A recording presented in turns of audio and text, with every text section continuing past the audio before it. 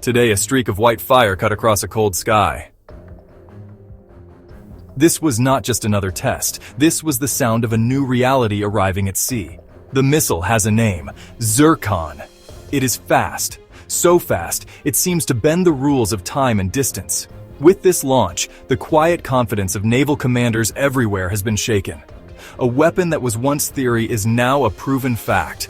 A piece of steel and fire that can cross hundreds of kilometers in minutes. The old maps of naval power are being redrawn today. A single ship, far over the horizon, now holds the power to change the course of a battle before the enemy even knows the fight has begun. You're watching Conflict Forge. I am not here to give you hype or fear. I am here to give you a clear, calm breakdown of what just happened.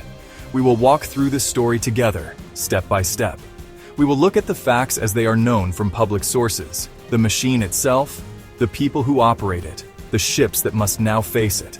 This is a journey into the heart of modern naval warfare. We will cut through the noise and jargon. Our goal is simple: to understand what the Zircon missile is, what it does, and what its presence means for sailors and strategists. The core of the issue is speed. Speed has always mattered. The swift horseman, the jet fighter. But the speed we are talking about today is different. It is a leap, not a step. It shrinks oceans into ponds and turns minutes of warning into seconds. This changes everything. How ships sail, how admirals plan, how nations project power. It forces a rethinking of defense, deterrence, and the nature of a sea confrontation. The launch we witnessed is the start of that conversation. A loud, clear signal the game has changed. So what is this Zircon missile? According to multiple public sources, it is a scramjet-powered maneuvering anti-ship hypersonic cruise missile. Scramjet-powered, maneuvering, anti-ship. The key word is hypersonic. This means it travels at speeds greater than Mach 5, or 5 times the speed of sound. Reports from Russian state media, such as TASS, and analysis from Western institutions like CSIS, suggest the Zircon can reach speeds of Mach 8 or even Mach 9. To put that in simple terms, it can cover more than 2 kilometers every single second. At that velocity, an object becomes a blur, a fleeting presence that is incredibly difficult to track, let alone intercept. Now let's transport ourselves to the cold waters of the Barents Sea during the recent Zapad 2025 exercise. This is where theory meets practice. Observers from independent satellite imagery analysts to journalists embedded with naval fleets watched closely. We saw Russian Northern Fleet vessels maneuvering in tight formations under gray, overcast skies. The sea was choppy, the air frigid. The atmosphere was one of serious, focused activity. On the bridge of a frigate, a captain and his crew ran through their checklists. Radars turned, communications were tested, and down in the ship's combat information center, screens glowed with tactical data. The exercise was designed to simulate a high-intensity naval conflict. Then came the moment of launch. From the foredeck of a vessel identified as a Gorshkov-class frigate, a plume of smoke and fire erupted. A long, white missile shot upwards, clearing the ship in a fraction of a second before angling towards the horizon. It left a brilliant white contrail hanging in the damp air, a stark line against the dark sea and sky. On a map in a command center hundreds of miles away, analysts would plot its simple, terrifying path. The line would begin at the ship's location, stretch out over the Arctic waters for hundreds of kilometers, and then end abruptly at a designated target area. The entire event, from launch to impact, would have lasted only a handful of minutes. The purpose of this public display is twofold. First, it is about training. The sailors on that ship need to practice the sequence: detect the target, establish a firing solution, receive the order, and launch the weapon. Every step must be perfect. In a real conflict, hesitation is fatal. To understand why defending against a weapon like Zircon is so difficult, let's use a simple analogy. Imagine you are a world-class hockey goalie. You are used to pucks coming at you at 100 miles per hour. You have trained your entire life to react, move, and block that shot. Now imagine a new puck that travels at 3,000 miles per hour, and it does not travel in a straight line. It curves and zigzags on its way to the net. You would have less than a second to see it, process its path, and move to block it. Your chances of success would be practically zero. This is the exact problem facing a naval warship's defensive systems today. A ship's defense is built in layers. The outer layer is the ship's main radar, and Spy-1 radar on a US Navy Aegis cruiser. It is designed to detect threats far away, giving the crew precious minutes to react. Once a threat is detected, the ship's computers calculate its speed and trajectory. Then, the ship can launch its own defensive missiles, like the SM-3 or the SM-6, to intercept the incoming weapon far from the ship.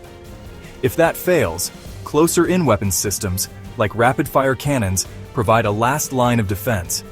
This system works well against traditional, slower missiles. But a hypersonic missile like Zircon completely overwhelms this process. The problem is time. A subsonic missile might give 20 minutes warning. A supersonic missile cuts that to 6 minutes. A Mach 8 hypersonic missile covers the same distance in about 2 minutes. The window for detection, tracking, calculation, decision-making, and interception shrinks from minutes to seconds. There is no time to fire a second shot if the first one misses. The entire defensive engagement becomes a frantic, instantaneous reaction with an extremely high probability of failure. The arrival of the Zircon missile fundamentally changes the strategic calculations for navies around the world, especially NATO. Let's consider a few simple scenarios. The first is about deterrence and sea denial. In a region like the Barents Sea or the Eastern Baltic, a handful of Russian frigates or submarines armed with Zircon can create a massive no-go zone for enemy surface ships. Any high-value asset, like an aircraft carrier or an amphibious assault ship, would be at extreme risk. The Zircon acts as a powerful shield, forcing potential adversaries to operate from much farther away, limiting their ability to project power. A second scenario involves the risk of escalation in a crisis. Imagine a tense standoff between NATO and Russian ships in the North Atlantic. In the past, there would be a period of posturing, of shadowing each other, where both sides had time to communicate and de-escalate. But the presence of a hypersonic weapon changes this dynamic. The side with the Zircon knows it can strike with almost no warning. The side facing the Zircon knows it has almost no defense. This creates a use-it-or-lose-it mentality. Leaders might feel pressured to act preemptively. This leads to a necessary shift in NATO's posture. For decades, NATO's naval strategy has relied on controlling key sea lanes, like the GIUK Gap, to ensure reinforcements could cross the Atlantic to Europe. A Zircon-armed submarine lurking in that gap could threaten that lifeline. In response, NATO navies will likely have to adapt. This could mean dispersing their fleets, relying more on submarines and long-range aircraft. And it will certainly mean a massive investment in new sensor technologies, especially space-based satellites, to try and detect a hypersonic launch the moment it happens. Finally, consider the impact on land targets. A frigate 1,000 kilometers out could use a Zircon to strike critical infrastructure in Norway or the United Kingdom, complicating defense planning for every NATO country with a coastline. We began this journey with a flash of fire over a cold sea. We have followed the path of the Zircon missile. We have seen what it is, a Mach 8 weapon with a long reach launched from standard naval platforms. We have visited the Zapad 2025 exercise, where we saw the cold, professional reality of its deployment. We have stood in the shoes of the defenders, facing the goalie's dilemma, with seconds to react to an unstoppable force. We have explored the new, dangerous chessboard it creates for NATO and the world, where time is compressed and the risk of miscalculation is higher than ever. The story of Zircon is not just about technology, it is about the people. It is about the sailors on watch in the middle of the night, whose lives now depend on detecting a threat that moves faster than anything they have ever trained for. It is about the commanders in darkened rooms, who must make life or death decisions based on a flicker of data on a screen, with the clock ticking down in seconds. The introduction of this weapon forces a brutal reevaluation of tactics, strategy, and even the psychological readiness of naval forces. Ultimately, the Zircon is a tool of sea denial. Its primary function is to make vast areas of the ocean too dangerous for an opponent's surface fleet to enter. It is a powerful deterrent, a weapon that shouts a clear message: stay away. While nations work urgently on countermeasures, directed energy weapons, advanced interceptors, space-based sensor networks, those solutions are years, if not decades away. For the foreseeable future, offense has a decisive advantage over defense in the maritime domain. Navies must learn to survive in an environment where they are more vulnerable than ever before.